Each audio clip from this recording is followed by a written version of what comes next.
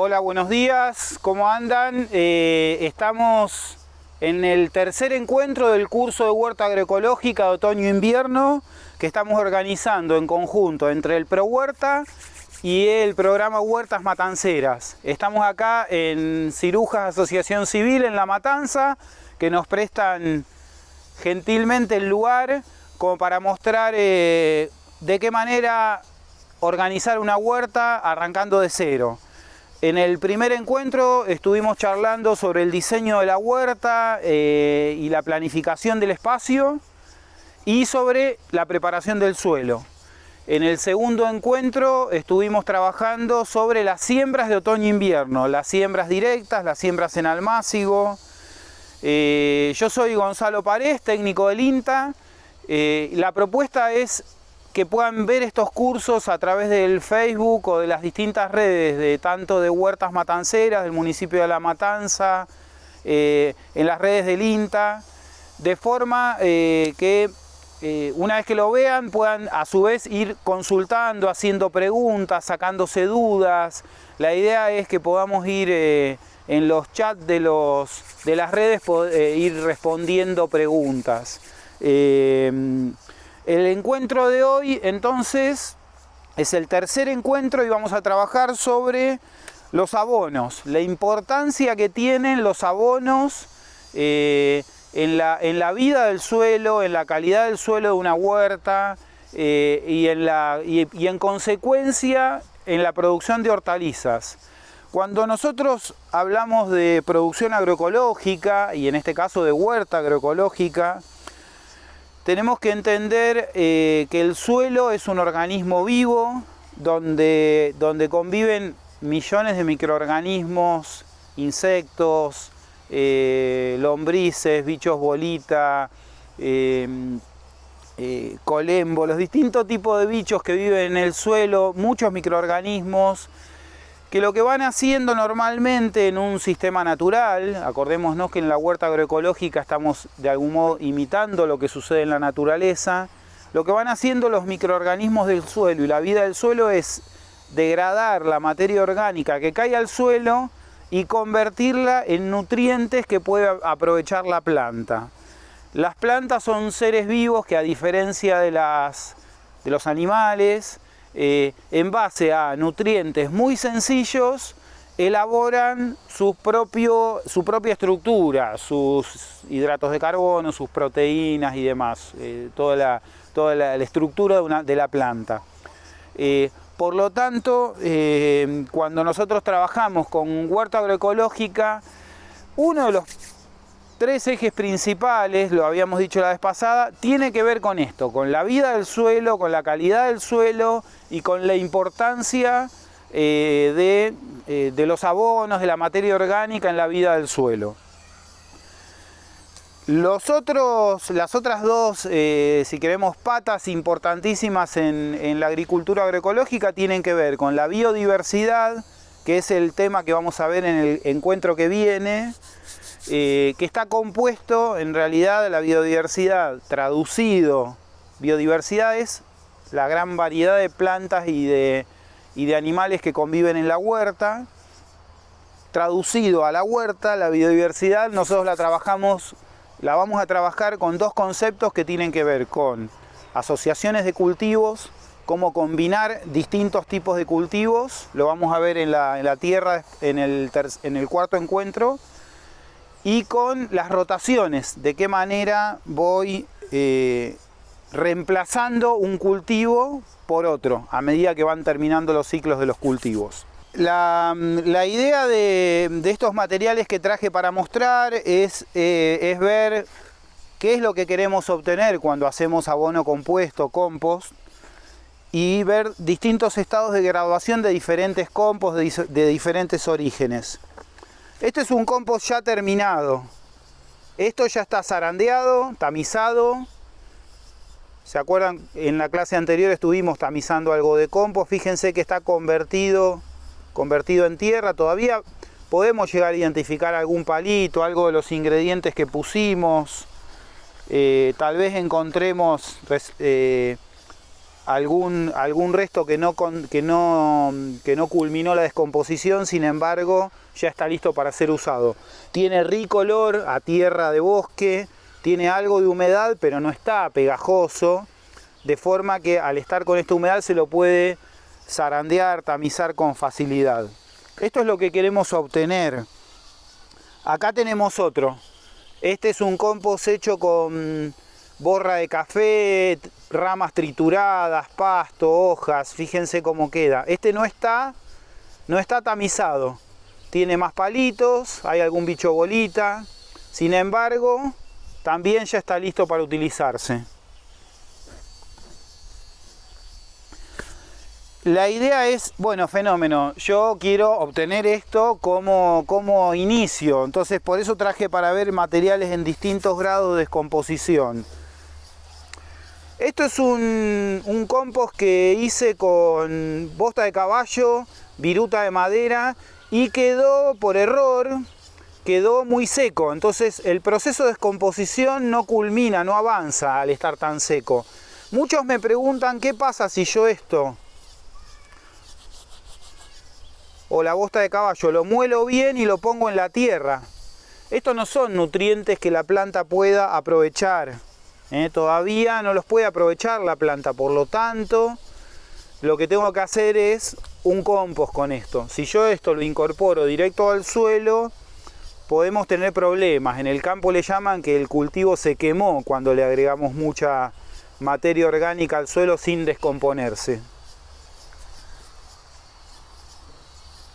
Esto es el mismo material que mostré recién, mucha viruta de madera y bosta de caballo, pero ya se empieza a ver un proceso de descomposición más avanzado. Esto tuvo la humedad adecuada.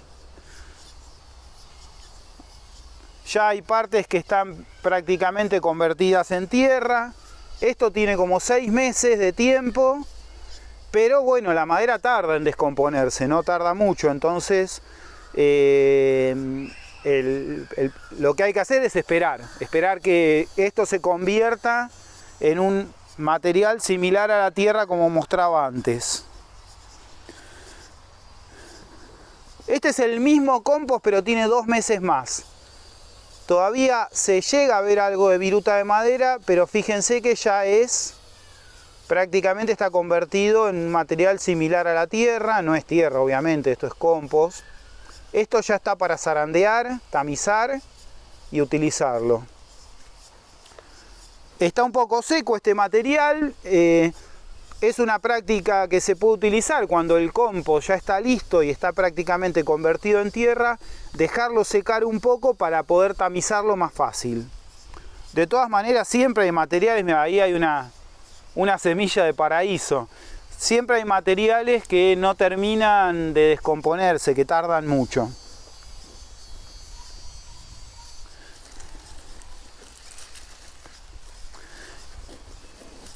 Esto es un compost que tenía materiales muy mezclados, materiales más groseros, ramas, marlo de choclo, una esponja vegetal vieja. Sin embargo, los materiales más finos de ese compost ya están listos para utilizarse. Fíjense, larvas de algún gusano, en realidad son las crisálidas, ¿no? Las coberturas de cuando cambian de piel. Bichos bolita. Cuando un compost está en esta situación, si yo tengo urgencia de utilizarlo, ya lo puedo empezar a utilizar. Lo voy zarandeando y todo el material grueso lo utilizo para hacer una nueva compostera. Y por último, lo que quería mostrar es, mirá,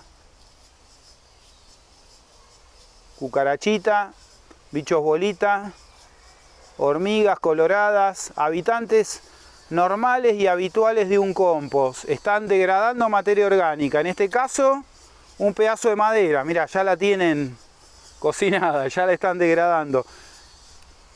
Fíjense, no sé si se llega a ver el agua que cae. Esto es agua que absorbió esa madera, está hecha como una esponja. Acá hay montones de hongos que están degradando esta madera.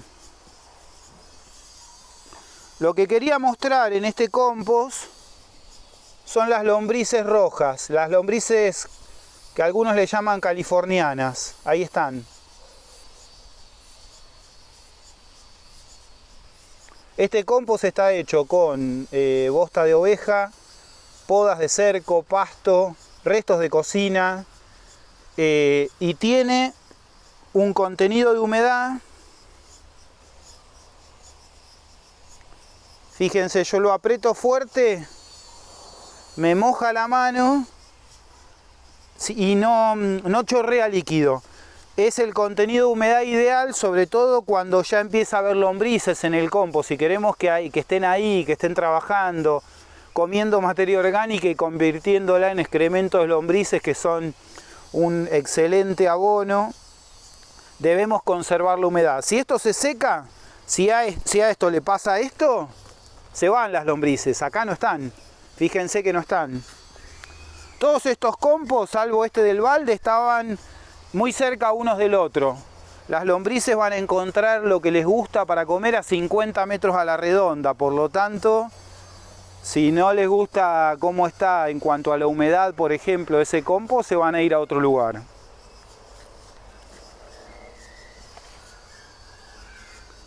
Fíjense la cantidad que hay. Este compost tiene más o menos 2 meses y medio. Yo acá las traje las lombrices a este compost, las traje de otro lugar. Sin embargo, ahora lo vamos a ver en la práctica en la tierra, las traje cuando ya ese compost estaba semi descompuesto. Hoy entonces vamos a trabajar sobre la elaboración del compost y también vamos a hablar algo de algún abono líquido. En este caso, este es un té de bosta de oveja. Lo que hice fue poner a macerar bosta de oveja. Y vamos a hablar algo también, lo vamos a ver después, sobre abonos verdes. ¿Qué quiere decir hacer abonos verdes? Es una técnica que a los que tengan algún terreno un poco más grande les sirve, o a los que tengamos espacios reducidos, tenemos entender la importancia que tiene a veces dejar descomponer materia orgánica en la superficie del suelo. Vamos a ponernos a trabajar un ratito, a elaborar compost. Vamos a trabajar en el suelo, vamos a hacer un compost en un montículo y también lo vamos a hacer en tachos. Vamos a inclusive a ver unos compost hechos en tachos. Y vamos a ver después cómo zarandearlos y demás. Vamos a empezar a trabajar un poquito en el suelo. En primer lugar, lo que tenemos que tener en cuenta es, bueno, ¿con qué materiales voy a poder elaborar un compost? Depende de la situación, obviamente, de cada huerta, de cada barrio, de cada vecino y vecina. En principio, podemos poner en el compost la mayor parte de los materiales orgánicos que utilizamos en la cocina. Por ejemplo, yerba, cáscaras de fruta. Estos son los materiales que sí vamos a poder incorporar. Yerba, cáscaras. Yo traje una bolsita de casa con materiales que uno frecuentemente tiene en la cocina.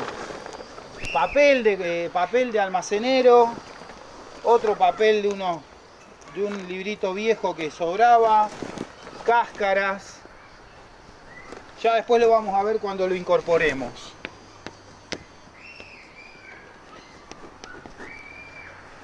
Si uno está en una situación muy urbana, donde tiene mucha cantidad en proporción de restos de la cocina, y no tenemos hojas, pasto, algún otro material para equilibrar esa mezcla y que no sea una mezcla tan aguachenta, con tan poco material fibroso, ahí lo que podemos trabajar es con papel de almacenero, maples viejos rotos, cajas de cartón rotas, de forma de que la mezcla sea una mezcla más equilibrada. Yo traje también para para ver otros materiales que son fáciles de conseguir en general. Acá tenemos pasto y restos de plantas de la huerta. Restos de plantas de zapallo, de zapallito. Esto es pasto del que se desmaleza de la huerta, que uno lo puede o dejar de cobertura en el suelo o utilizarlo para hacer abono.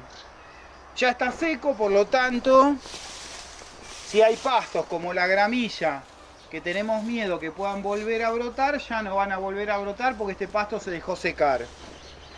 Otro material que podemos utilizar son hojas de árboles. Ya empezaron a caer hojas, en este caso son de álamo. Podemos utilizar hojas de árboles. Restos de plantas de la huerta. Acá hay unas plantas viejas de albahaca que deben tener semilla. Pero bueno, si uno le sobran plantas de la huerta, plantas viejas y demás, se pueden utilizar. Acá hay una planta de choclo, también la vamos a utilizar. Esta ya fue cosechado, este choclo. Así que la planta, como acá no hay ni caballos ni vacas que se coman esta planta, lo vamos a usar para el abono. Y después,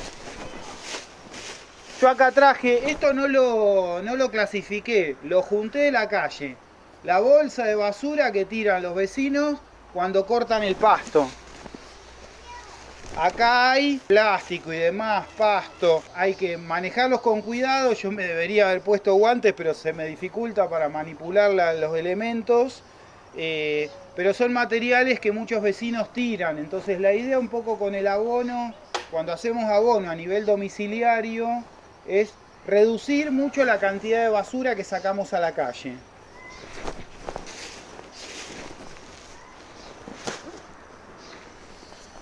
Cuando hacemos el abono en el suelo, en primer lugar hay que elegir el lugar. Acuérdense que la huerta esta termina, acá habría que completar el cerco, pero termina acá.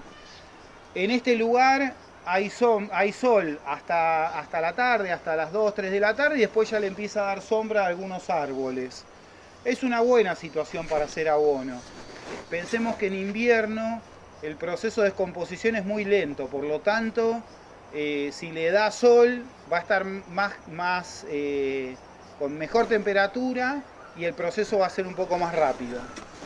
Yo lo que hice fue acá remover groseramente, más o menos, ya está toda removida esta tierra,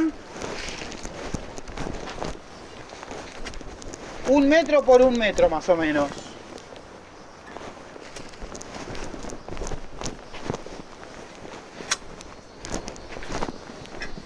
¿Por qué 1 metro por 1 metro?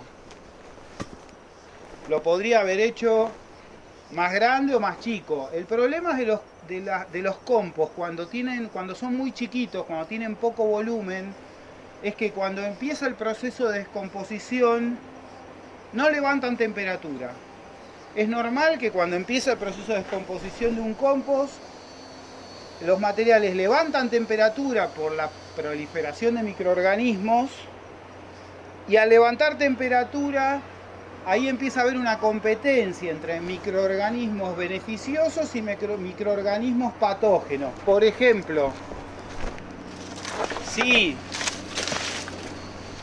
la hoja del choclo que yo pongo tiene algún hongo que es un patógeno del choclo, si el compost levanta buena temperatura, ese hongo se va a terminar muriendo por competencia con otros hongos o con otros microorganismos benéficos, hongos, bacterias y demás. Entonces, conviene que el compost, en la medida de lo posible, tenga cierto tamaño.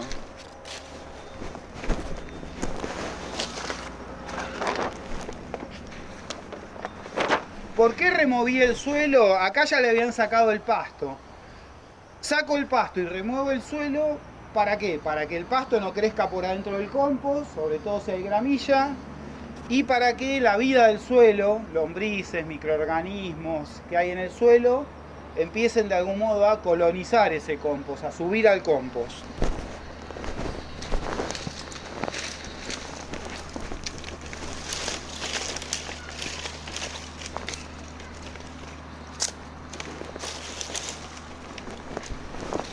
El primer material que agregamos son ramas. Ramas finas, ahí hay unos tallos de cardo, ramas de una mora, ramitas finas. ¿Por qué ramas abajo? Eso genera una capa muy esponjosa de aire, de forma que el aire ingrese fácil a la pila de compost. Es una forma de empezar el compost cuando lo hacemos en el suelo. Si lo hacemos en un tacho, del mismo modo, le podemos poner un poquito de material, el material más grueso que tengamos abajo de todo. Y a partir de ahí empezamos a acumular los distintos materiales que tenemos.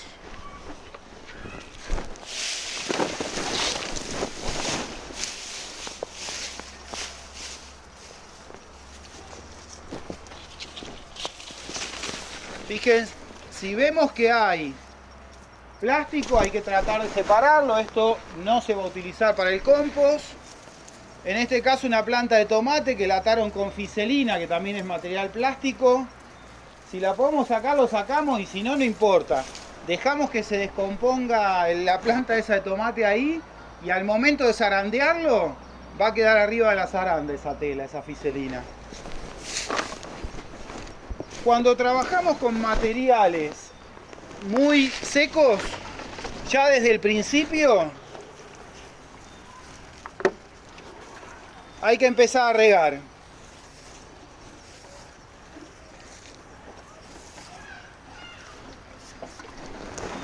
Conviene ir intercalando capas de los distintos materiales que tenemos. Por ejemplo, esto es material grueso del compost que zarandeamos en la clase anterior. Le sacamos las piedras, vidrio.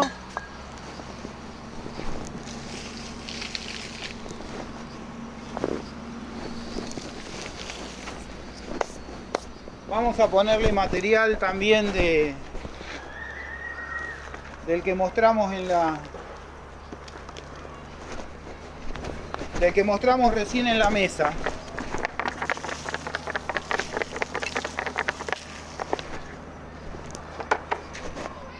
Le podemos poner o compost de un compost anterior si tenemos, o tierra. Si no tenemos compost, lo que podemos hacer sencillamente es un poco de tierra.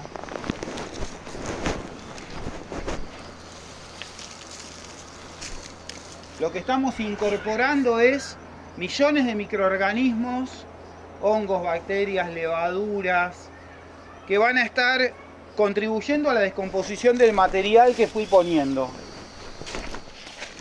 Vamos con el material más fresco, el pasto que junté de la calle.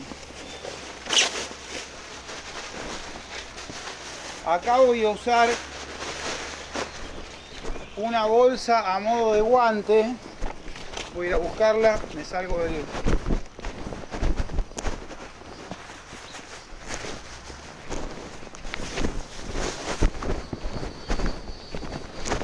Como es un material que lo junté de la calle, no sé ni de dónde venía, no, o sea, no sé de dónde, qué puede haber acá.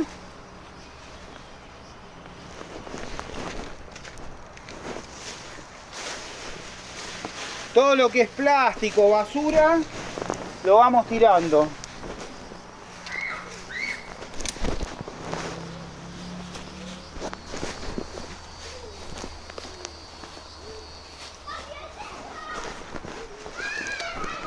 Este material ya empezó un proceso de descomposición. Ya empieza a tener temperatura. Hay pasto acá que está verde y que puede llegar a brotar, pero esta pila va a levantar temperatura y normalmente ese pasto lo va a matar. Entonces pusimos ramas, pasto seco, un poco de compost viejo, pasto verde, y así continuamos con las distintas capas.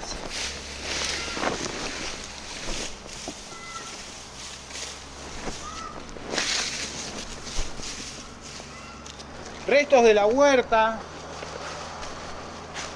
plantas viejas de zapallo,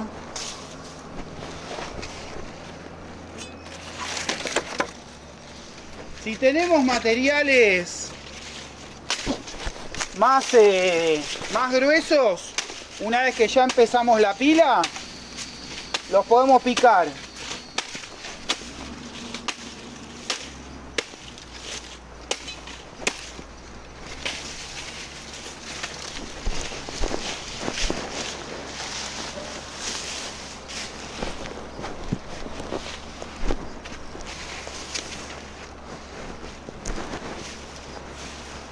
Vamos a ponerle hojas.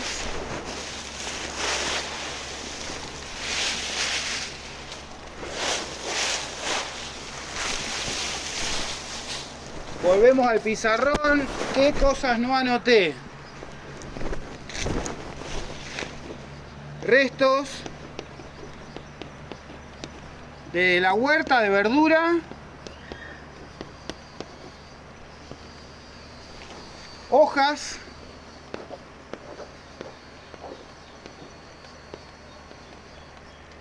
Hojas de plantas, no de papel.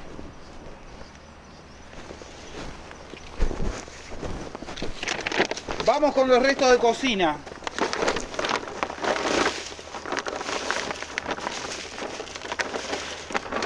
Esto es del tachito que yo separo en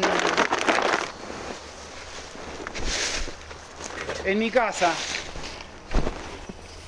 Fíjense, acá hay cáscaras de huevo, papel de la cocina, cáscara de naranja, yerba, cáscara de banana, una chala de un choclo, en fin.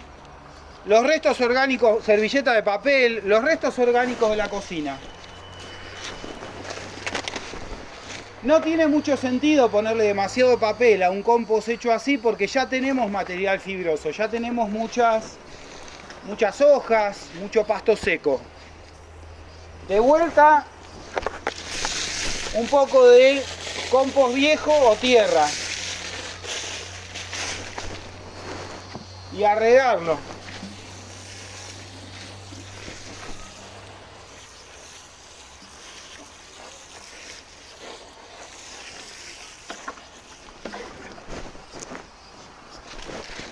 Y continuamos con más material. Pasto seco.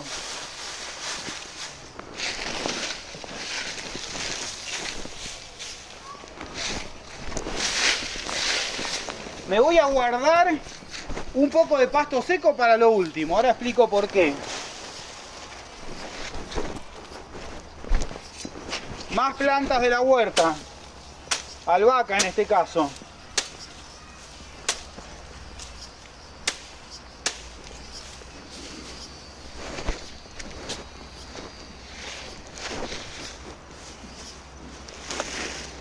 Más pasto verde.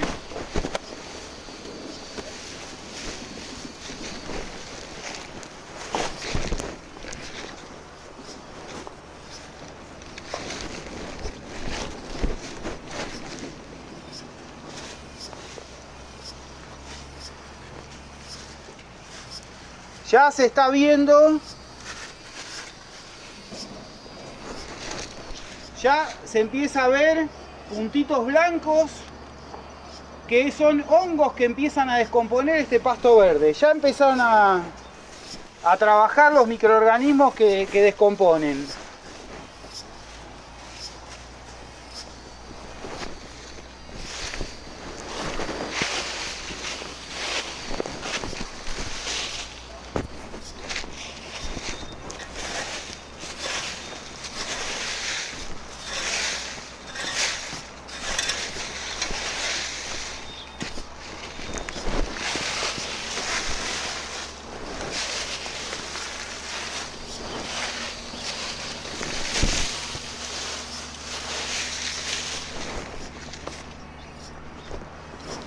Un poquito más de agua.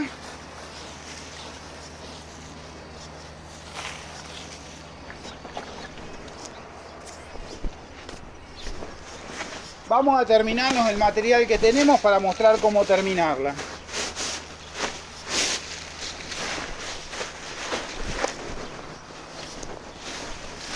Pensemos que si hacemos compost, toda esta basura no estaría.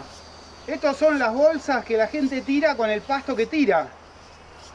No usaríamos las bolsas y el pasto lo usaríamos para hacer compost.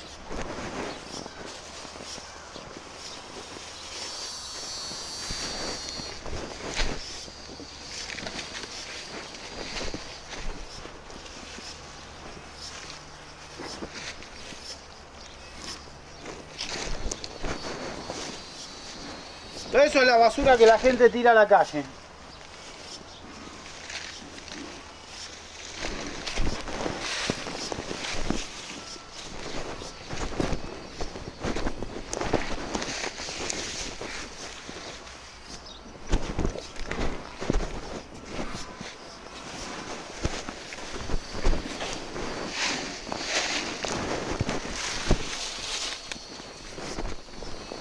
Un poquito más de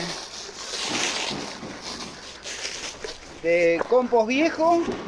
Me olvidé.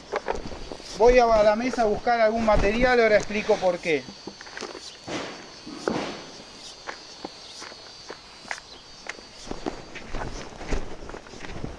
¿Se acuerdan? Este material era un compost ya viejo, pero hagamos de cuenta que es bosta de caballo. Este compost lo hice con lo que teníamos a disposición hoy y lo que juntamos de la calle.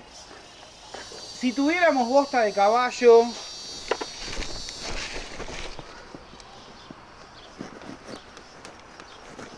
de vaca, de gallina, de paloma, de conejo, las bostas tienen mucha cantidad de nitrógeno, de fósforo, son materiales muy interesantes para hacer compost. Los hubiéramos agregado entre medio en las capas. Vamos a agregarlo un poquito acá arriba.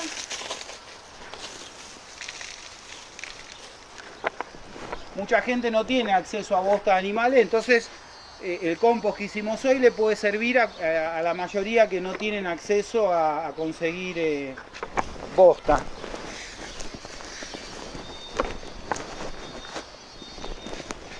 Yo dejé para lo último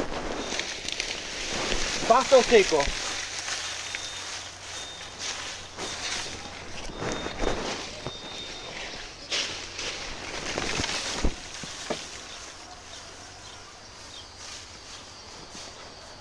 ¿Por qué dejé pasto seco para lo último? A mi modo de ver queda más prolijo. Si hay restos de cocina quedan tapados, que a veces los restos de cocina, por ahí viene un perro, una gallina, pájaro y demás a revolverlos. Y además el pasto seco arriba colabora a que se mantenga la humedad. Acuérdense, el contenido de humedad que tiene que tener el compost es, yo dentro de unos días vengo, saco material, aprieto y me tiene que mojar la mano, ven que me moja la mano, pero no chorrea líquido. Ese es el contenido ideal de humedad. Rebobinando, lo que estamos haciendo acá en realidad es de algún modo un banquete para millones de microorganismos, lombrices, bichos bolita, escarabajos, gusanos, larvitas que va a haber degradando toda esta materia orgánica y convirtiéndola en nutrientes para las plantas. Entonces, toda esa vida, lo que necesita para vivir y multiplicarse es humedad, comida, que es todo lo que le pusimos, temperatura, por eso los compost tardan más en invierno que en verano, más allá de que levante su propia temperatura. Cuando al mes y medio más o menos baja la temperatura naturalmente del compost, si hace mucho frío en el entorno, el proceso es más lento. Y necesita oxígeno. Ya lo vamos a ver en alguna clase que viene, cuando hablemos de los cuidados de la huerta, pero periódicamente, si podemos cada 15 o 20 días, la abonera hay que moverla, removerla, moverla del lugar, que tome oxígeno. Si yo esta abonera la hubiera hecho entre tarimas, por ejemplo, para que quede más prolija, seguramente esas tarimas me hubieran molestado para removerlo. Entonces, la idea a mí me parece que es muy cómodo hacerlo de esta manera. Es un montículo, repito, más o menos de 1 metro por 1 metro por 1 metro. Vamos a ver otras 2 técnicas, o 3, en relación a los abonos, que por ahí para una huerta pequeña no son tan importantes, pero que se utilizan en gran escala, pero también lo podemos utilizar en espacios reducidos. Otra técnica para hacer abonos es la que se llama abono verde. Un abono verde básicamente es un cultivo, yo en este caso, esto está plantado ahora, no estaba creciendo acá, pero es un poco, hace las veces de ser avena.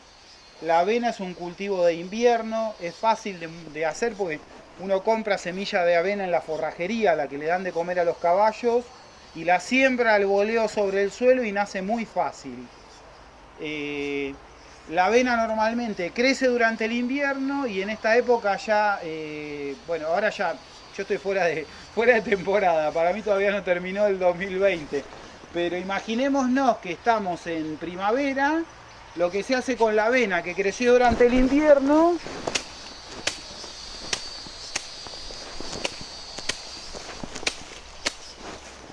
es ese trabajo. Las raíces de la avena, las raíces que están bajo el suelo, se van a morir, se van a descomponer y toda la materia orgánica que queda se va a ir descomponiendo. Obviamente, esta técnica lo que implica es tener el suelo sin utilizarlo con cultivos de huerta durante un tiempo, pero para alguien que cultive en espacios más grandes le puede servir. Frecuentemente esto se hace con avena asociado, yo acá traje una chaucha para mostrar, con alguna legumbre. Las legumbres, las chauchas, las habas, las arvejas, las lentejas, el trébol, la alfalfa, son legumbres y ya las vamos a ver en las próximas clases. Voy a ver si consigo algunas raíces. Tienen una asociación en sus raíces con un microorganismo que se llama Rhizobium, que toma nitrógeno del aire y lo incorpora al cuerpo de los microorganismos, y cuando esos microorganismos mueren, ese nitrógeno vuelve al suelo. Por eso se dice que las legumbres fijan nitrógeno. Abono verde sería esto. Entonces tenemos compost, abono verde. Ya hablamos hace un rato de otra técnica que puede llegar a ser algún abono líquido. En este caso, por ejemplo, yo tenía un limonero que estaba bastante amarillento, como que necesitaba un shock de nutrientes, entonces lo que hice fue poner un poco de bosta de oveja en un balde de estos de agua lleno, un balde igual que este lleno de agua, y la dejé que fermente unos días ahí. Y después con este líquido diluido en agua, yo pongo más o menos media regadera de esto y media de agua, y riego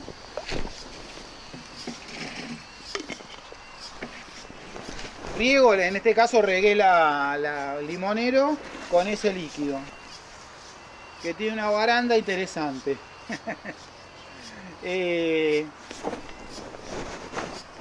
Los abonos líquidos no reemplazan al compost para nada. Pueden ser de algún modo una inyección de nutrientes en algún momento puntual de algún cultivo que lo necesite, pero es como nosotros no queremos estar todo el tiempo tomando un compuesto vitamínico. Lo que es preferible es nutrirse bien. Hacemos compost para nutrir bien el suelo, para luego poder obtener buenas cosechas. Por último traje para mostrar, esto en realidad son hojas de repollo. Es una técnica que la vamos a reiterar cuando veamos el tema del control de plagas, pero es similar a un abono verde. Lo que yo hago es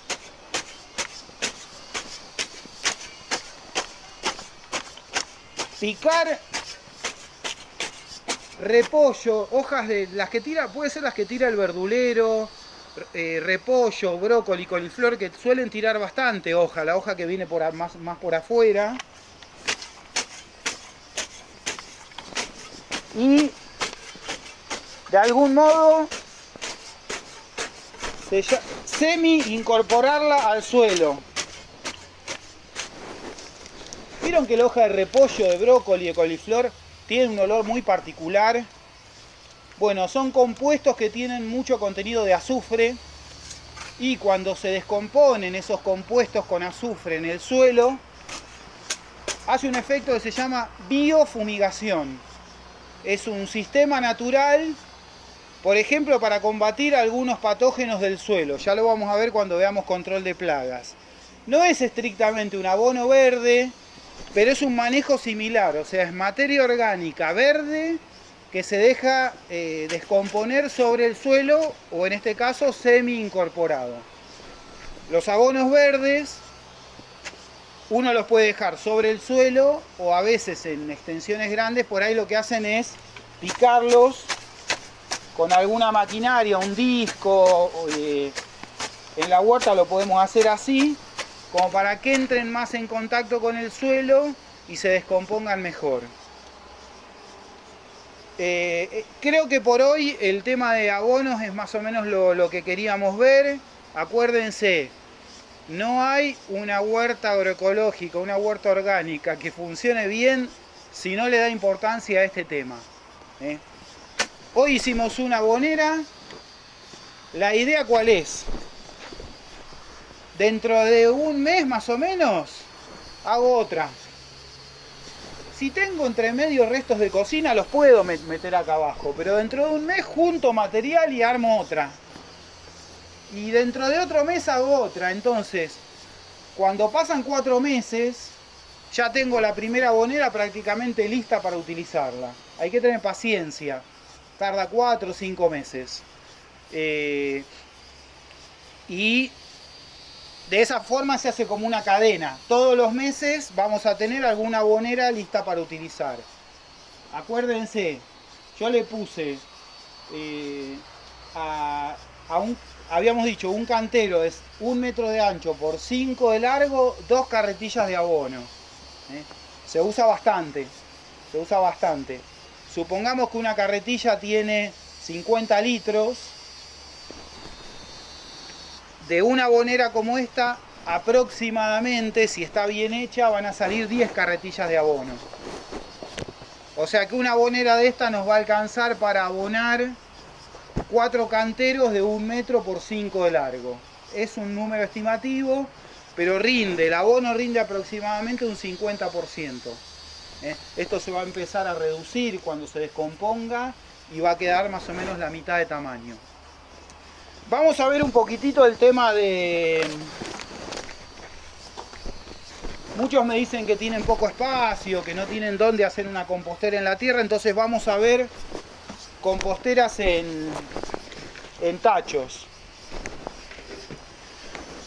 Acá tenemos una hecha en este tacho que ya está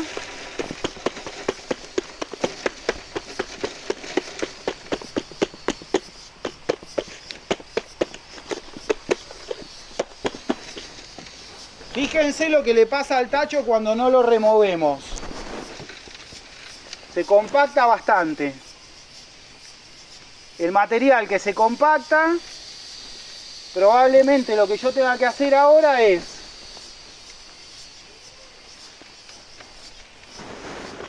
dejarlo que pierda humedad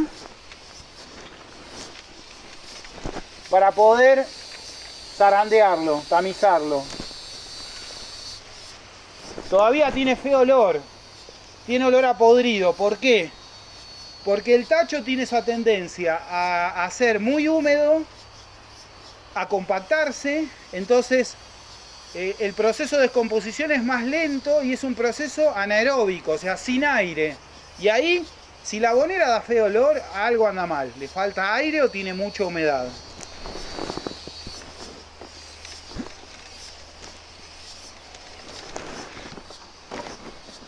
Un material así tranquilamente lo puedo incorporar como ingrediente de una abonera que estoy empezando, porque esto tiene millones de microorganismos que están trabajando.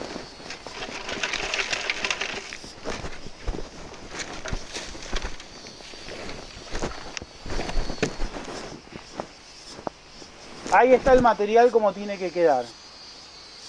Fíjense, material granuloso, similar a la tierra.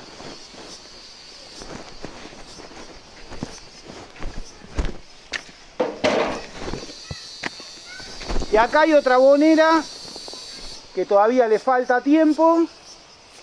Todavía vemos ahí restos, semillas de zapallo. Hay unos zapallos que están brotando. Esto sucede mucho cuando la bonera yo no la remuevo, ¿eh? Por eso cuando se hace abonera en tacho, a ver, yo siempre hablo de Carlos, creo que es Briganti, el reciclador urbano de Capital, que él hace esta abonera y la deja 4 o 5 meses sin removerla. Es lo más fácil. Lo que pasa es que el proceso, como vimos recién, por ahí se hace más lento, se compacta y demás. Si yo pudiera, lo que debería hacer es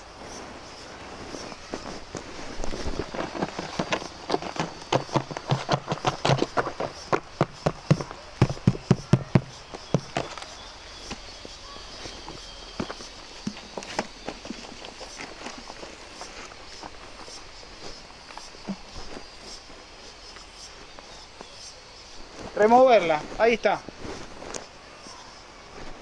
Cuando algunos lo hacen en un tacho grande de 200 litros con bastantes agujeros, lo más fácil con el tacho es eso: tirar el material y volver a ponerlo.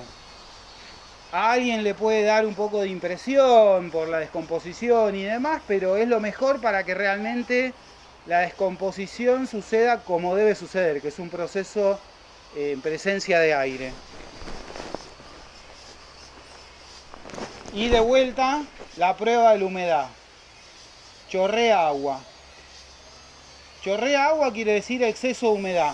El exceso de humedad puede venir porque quedó a la lluvia y se mojó, o porque el material que pongo es muy aguachento. El material de la cocina es muy aguachento normalmente.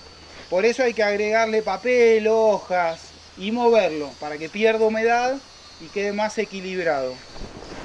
Las aboneras en tacho normalmente se tapan, justamente para que no tengan exceso de humedad. Y las aboneras en una pila. Yo esta la tapé con pasto seco.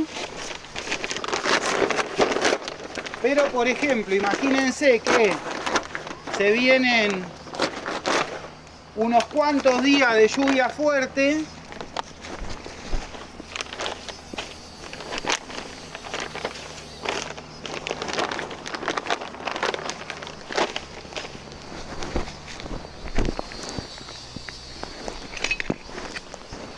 Lo que hago es taparla un poco, no hermética, para que tenga aire, pero por lo menos ahí no va a tener exceso de humedad. Eso si llueve. No hagan lo que hice yo en mi casa, que una abonera la tapé y ahí quedó tapada y nunca más la regué. Entonces se secó tanto que no se descomponía, que es la que les mostré recién.